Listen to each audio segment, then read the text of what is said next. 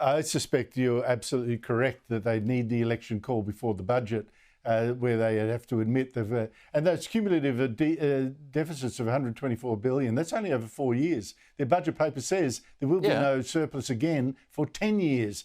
The Daily Telegraph, Michael,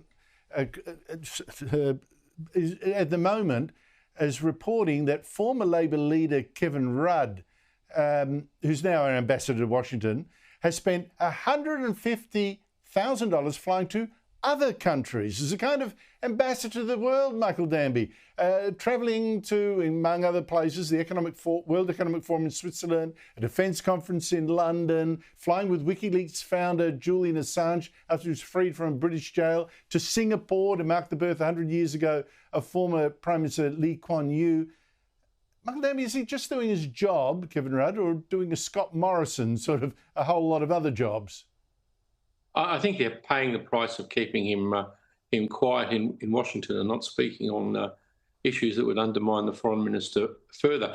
I thought the trip from Washington escorting Assange was completely unnecessary from London. What a complete waste of time. Maybe he was finding out from Mr. Assange about the first interview that Julian Assange did when he was hosting Russia Today program, which was with, Andrew, Sheikh Hassan Nasrallah. Sorry to have an inconvenient memory, but Kevin, did you ask him about Sheikh Hassan? Well, look, I thought that was ridiculous indulgence too, because waste of money. Our ambassador to London, in fact, they're called the High Commission. The High Commissioner to London, Stephen Smith, was on that flight already. Why they needed Kevin Rudd as well, heaven knows.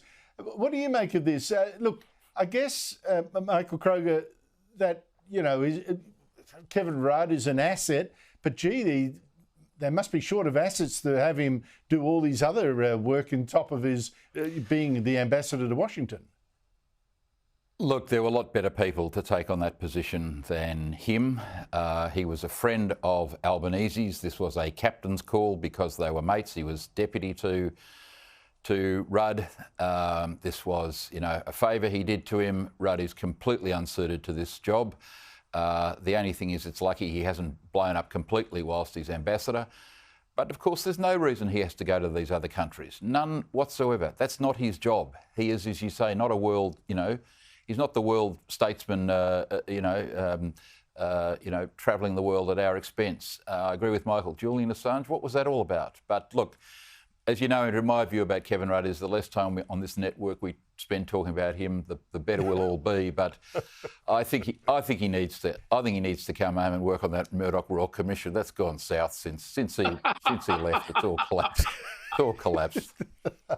There's no one left. Michael Danby, thank you so much. Don't give him ideas.